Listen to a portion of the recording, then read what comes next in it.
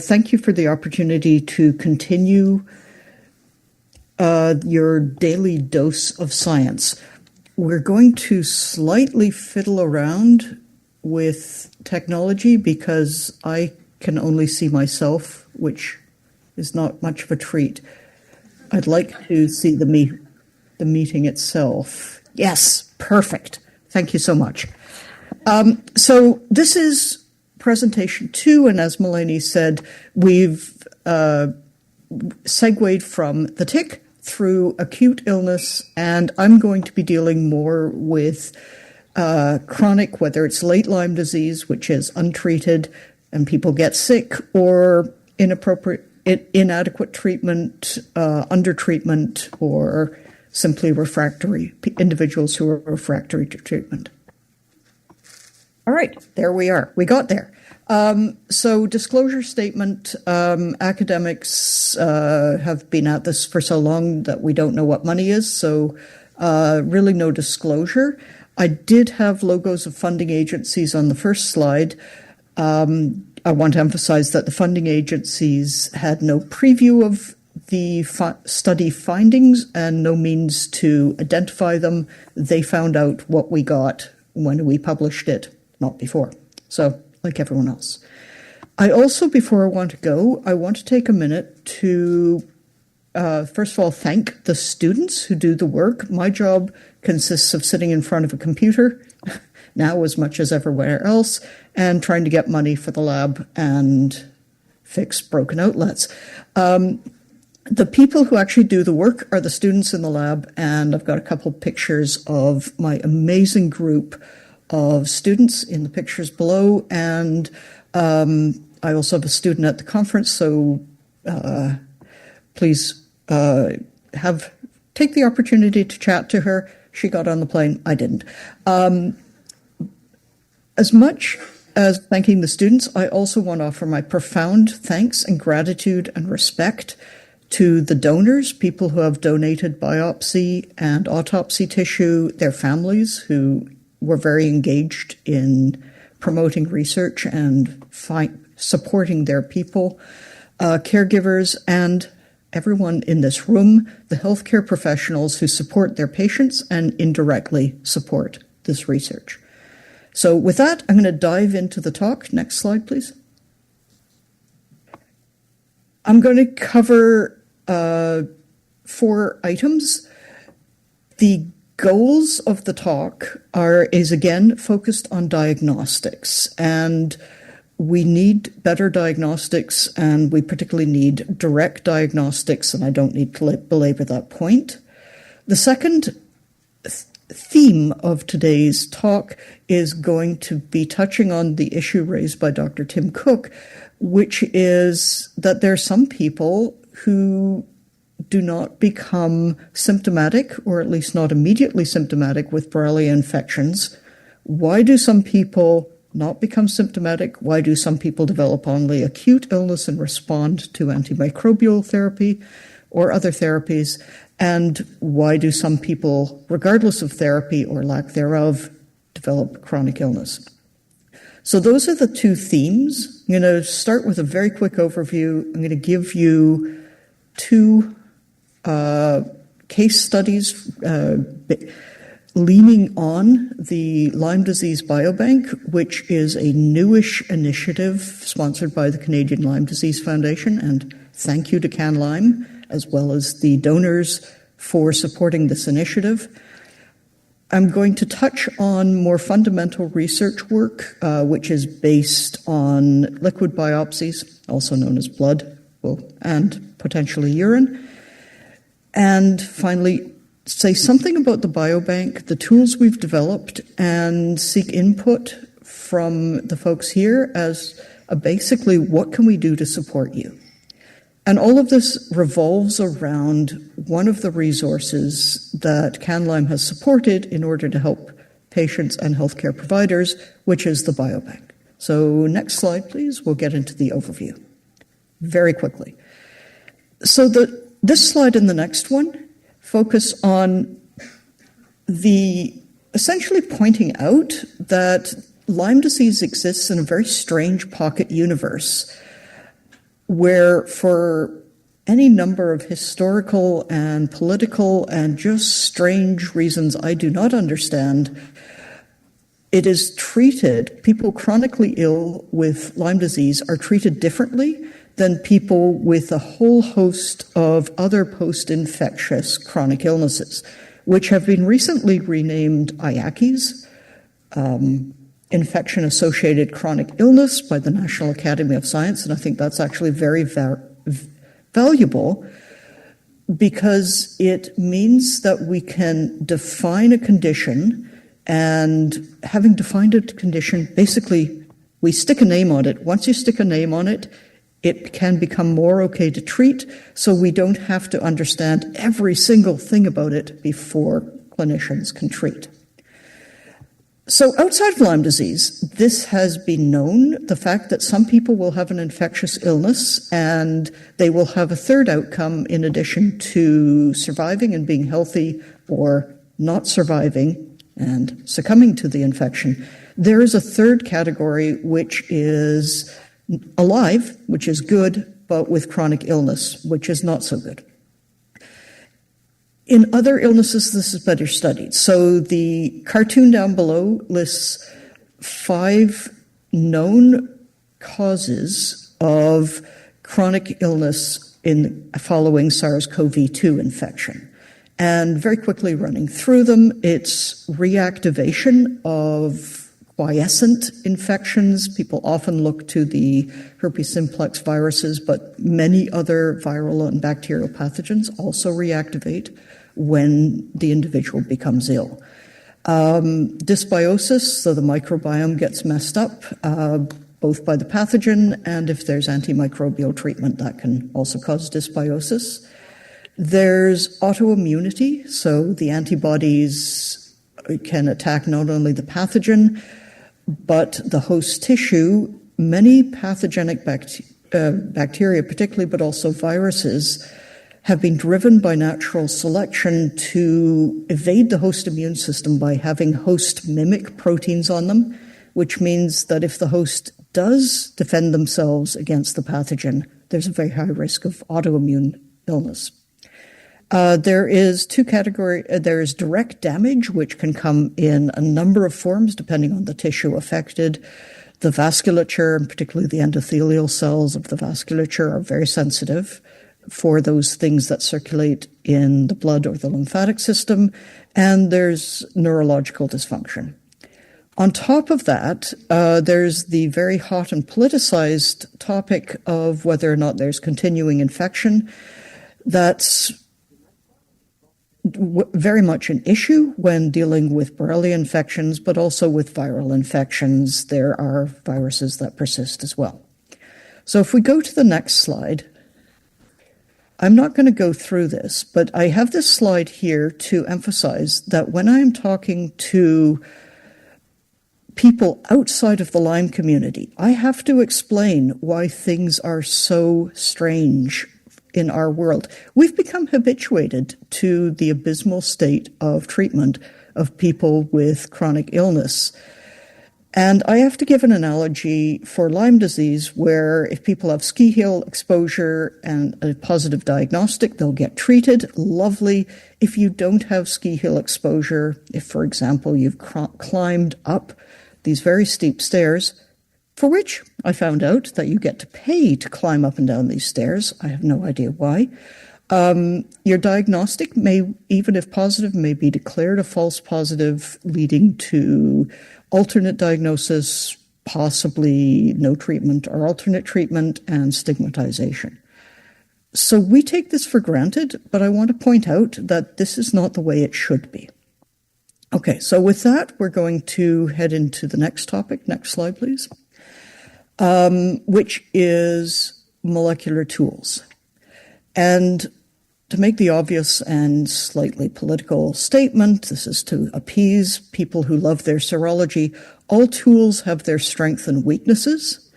Direct detection of pathogens have weaknesses too, but they have a lot more strengths because we can actually answer the question, is the pathogen there? And we can ask that question even if the individual has an impaired immune system, which in the current Lyme serology applies to quite a number of people. So we can use direct detection in human seropositive cases, seronegative, and in individuals who have never had the opportunity for serology or that data is not available. Pragmatically, also, if the sample involves a slice of fixed tissue on a slide and that's all you can get, doing serology just isn't an issue. So the other advantage of direct detection is that if you use some of the DNA methodologies, as Melanie just discussed, we can identify not only the Borrelia species, but we can then look at OspA alleles or serotypes. So to talk about where we're at with using direct detection with solid tissue, some of the solid tissue donations to the biobank, I'm going to go through 2 case studies, and that starts on the next slide. We have enough samples at this point that I could have picked other organs than the heart. We've got brain and enough livers that we could make conclusions about those, or the effect of Borrelia and its correlation with organ-specific impairment. But I'm going to go with the heart because it shows good contrast of what we can do. So we know that Borrelia will affect multiple organs, and the heart is among them. Thanks to the work of Dr. Adrian Baranchuk, it's acknowledged to be an issue in acute Lyme. The impact of Borrelia on cardiac function in late disease is controversial and understudied. So one of the goals of this study was to assess if Borrelia was present in the heart in late Lyme disease. 1 individual treated, 1 individual untreated. So, next slide, please. These are the 2 donors that I'll be talking about. Both come from the 2 hyper-endemic regions of Canada. So donor 1 was a resident of Ontario, Canada, with extensive tick exposure, including family members and pets with Lyme disease. So they were attuned to the risk. So after multiple tick bites, with the occurrence of Lyme-like symptoms, the individual approached healthcare providers and received a clinical diagnosis of Lyme disease.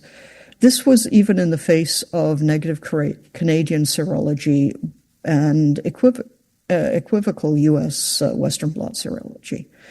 On and off, the individual received long-term antibiotic treatment. And what is important to note here is that this treatment brought symptom resolution.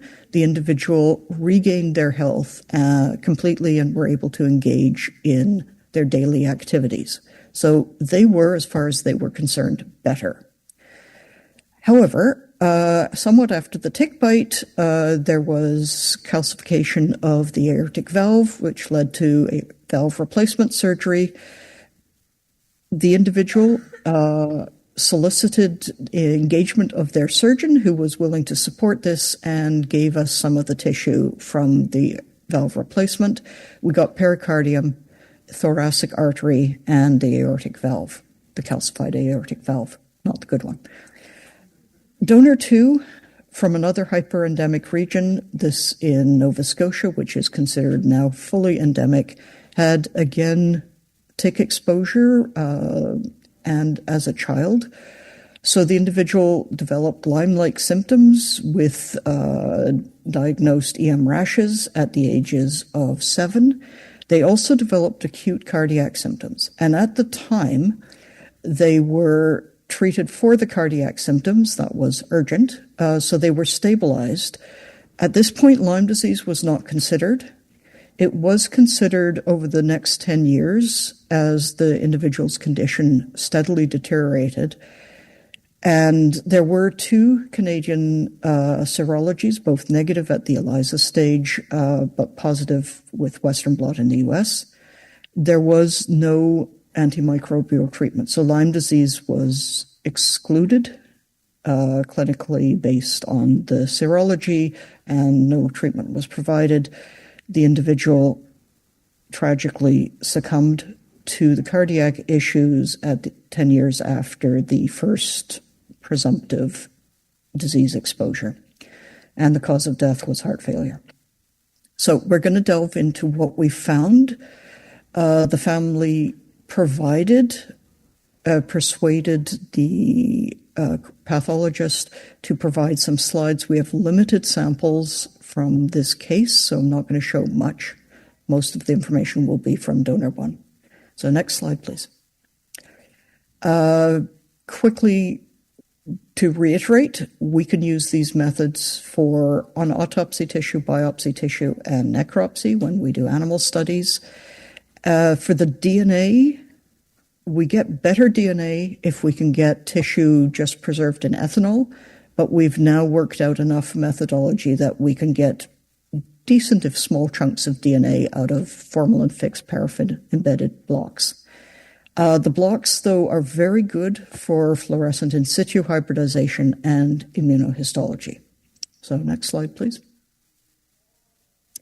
We'll skip to the next slide. So for donor 1, using the ethanol-preserved tissue, we got very nice amplification of Borrelia DNA from the thoracic artery. And that's shown in the gel on the right-hand side for those who are science nerds. Get a nice bright band there, which shows, yes, not only is there Borrelia, there's quite a bit of Borrelia in the thoracic artery. We didn't get anything out of the valve or the pericardium. Next slide, please. So that gave us pause. We were not expecting to find Borrelia, so we pursued it, and we used a different technique to look at Borrelia, which is fluorescent in situ hybridization, or FISH to its friends. This essentially makes the DNA glow, and the nice part of this is that you can see the DNA in situ. You see it where it is in the tissue. Before doing this, we did the obvious thing, so we checked that it worked. We had mice brains that were infected and uninfected, and yes, in the infected mice brain, you see little glowy dots. In the uninfected mice, you see nothing. Wonderful. Now we can go ahead and look at the human samples. So next slide, please. So for donor 1, we saw glowy bits in the artery, thoracic artery. The glowy bits looked strange. They were spirochetal, but they were very long, bumpy, elongated spirochetes, which I will come back to in just a moment when I touch on this. We didn't see much glowiness in the other tissues, which were also the other tissues where we didn't find DNA by PCR, so that's consistent. Donor 2, because of the limited sample amount and the fact that we can't get any more sample, once I mentioned that we found Borrelia, we found extensive Borrelia signal in the pericardium. That's the lower image. All those green blobs, they're not supposed to be there. So this is a lot of Borrelia bacteria in the pericardium. We've since gone and checked other tissues, and we see signal disseminated around the body. We're still picking away at this project because I don't like to leave problems unsolved. But I'm going to go on now to immunohistology in the next slide. And in addition to looking at DNA from the pathogen, we can look at the protein. Again, we test this with our mice, and the positive signal comes as purple blobs, pink blobs, brown blobs, purple blobs. Kind of depends on how long you leave the stain, which depends on your coffee break and how warm it is in the room at the time. But we see signal in the positive mouse brain or liver, and no signal in the uninfected mouse. So we've again felt good to go on to the human sample. So next slide, please.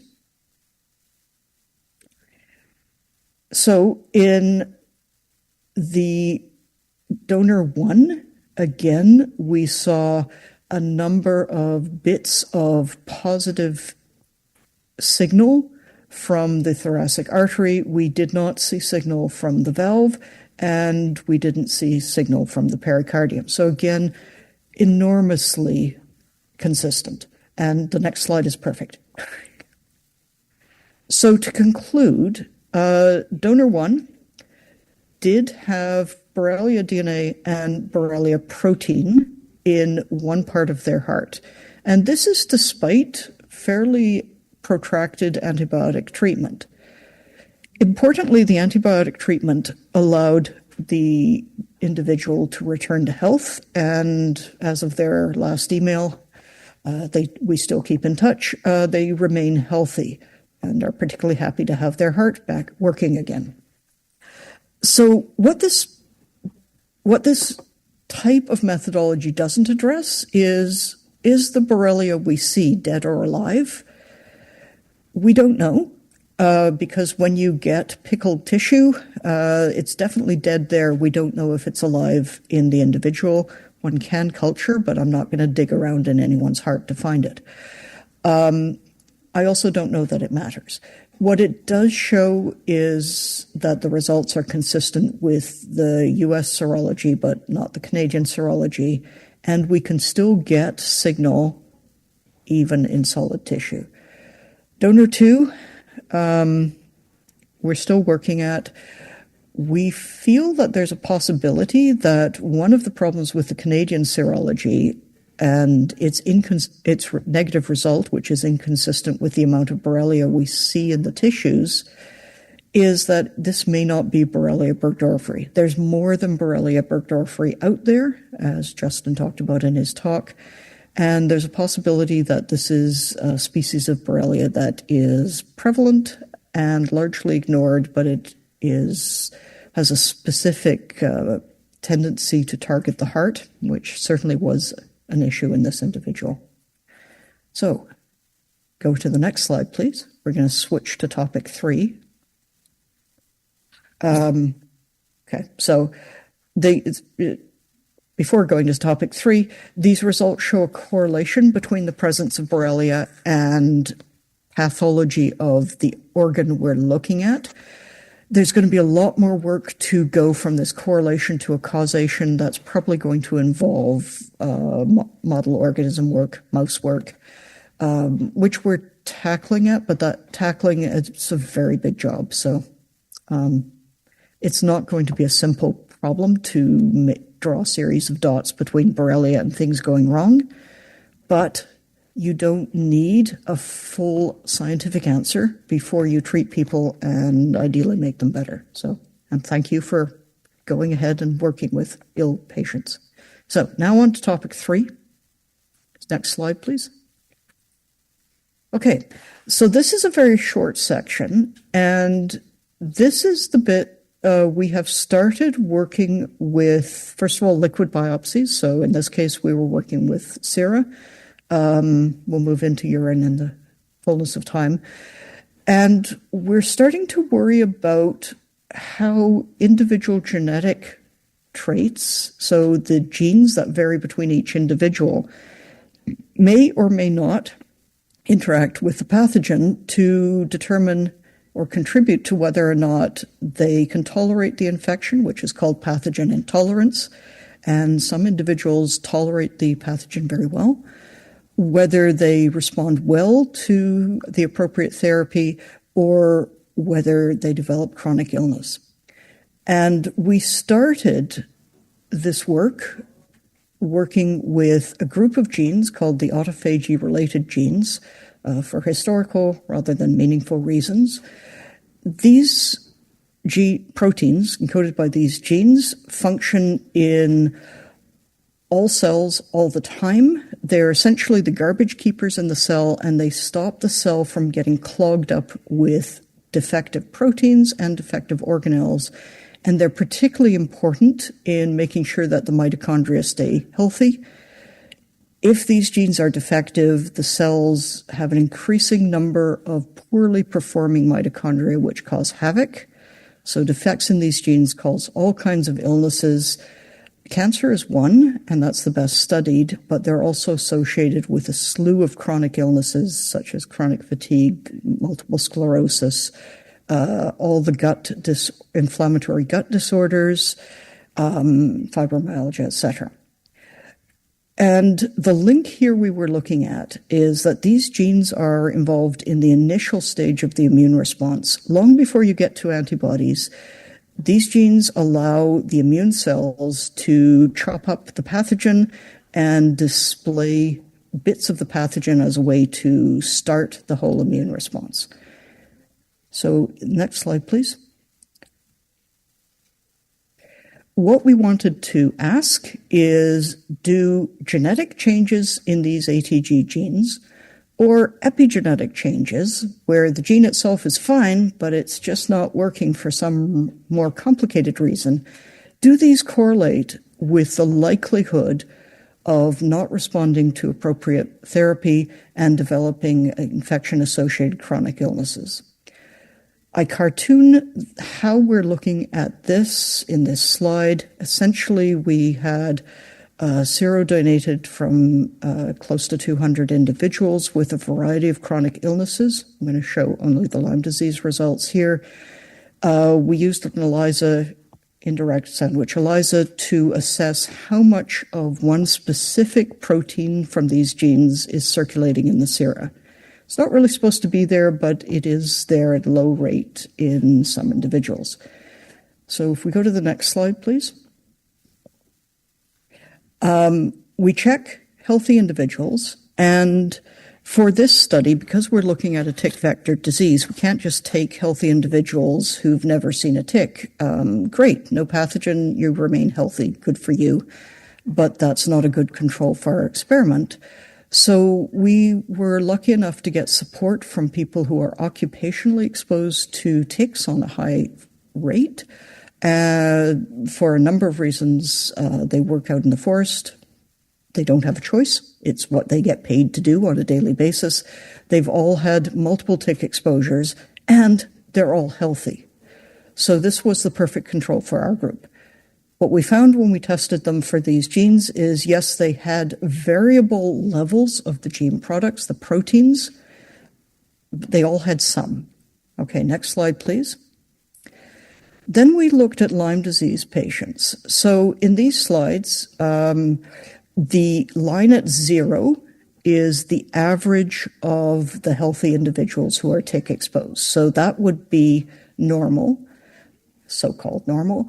And then we can look if the individuals have expression above or below the normal level. And for most of the participants who had diagnoses of Lyme disease, and these were all individuals with late Lyme disease, still symptomatic, some had been treated, some had not, they all showed significantly lower expression of this particular gene product. The number with low expression decreased as we went into the people with probable Lyme disease and possible Lyme disease, showing that we can actually get some distinction here. It's not perfect by any means. You can see some individuals had higher than average expression, and there's a lot of variation, but it is promising. So next slide, please. There's a lot more work to do on this. This is just a taste of this particular part of the problem, which is, why are people healthy? Good for them. But also, why are people suffering from chronic illness? And perhaps if we can figure out either a better diagnostic or something, we can help. There's lots more work to do. So for right now, I'm going to go into the conclusion, which is the role of biobanks. So themes from the work we've done so far are that there are different Borrelia species out there. They're out there in ticks, they're out there in the wildlife, and guess what? They're showing up in humans. So not everything is Borrelia burgdorferi. Also, multiple infections. We know that Borrelia ticks are nasty. They will give you many other pathogens when taking a blood meal. We saw that from Justin's talk. Plus, they will suppress the host immune system at the site of the bite and as people become ill generally. That means that people are much more likely to have opportunistic infections, and that may be part of the story with Bartonella. It's more or less ubiquitous in the population, but some people can clear it, others can't. We know this changes the clinical presentation from the literature and every clinician working in this area, but we don't know how this would affect the traditional serology. We do know from the science that Borrelia is widely disseminated in the body, particularly if untreated or undertreated. And we know that Borrelia DNA and protein can remain after aggressive treatment and clinical recovery. We don't know if the Borrelia is alive or dead, and I don't actually know if this matters. Finally, individual genetic and epigenetic background is a really important factor in assessing whether someone can return to health easily with more intervention. So, can we go to the next slide, please? We have been publishing this work. Good. Here, we're actually doing our job. Excellent. Let's move on in the interests of time. Can we go to the next slide? I very much soliciting input on how a Lyme disease biobank, how our work could support you in your work. I was hoping to collect this at lunch and during break, but no. Please feel free to email me or phone me or something. Next slide, please. And the last thing I want to touch on, and this is also an opportunity to ask my colleague, Dr. Mario Levesque, to come up to the stage, is another obstacle that has been that we are facing in getting non-status quo information out to the public is block in publishing. If you don't have results that support the standard narrative, it's very hard to publish. The solution here is we're doing a bit more work, and Mario and I are co-editing a special issue of Pathogens, which is an appropriate journal for this topic, and we very much welcome submissions. If you have case studies, case series, anything you want, please talk to us. Obviously, every paper is still peer-reviewed. It's evaluated on its merit, but we can smooth over the early stages and at least try to bridge the very difficult step between doing science, you guys doing your work, for which I'm profoundly grateful, and helping people, and then changing the narrative and changing the status quo so more patients get treated better. And with that, I think we can, do we have time for questions?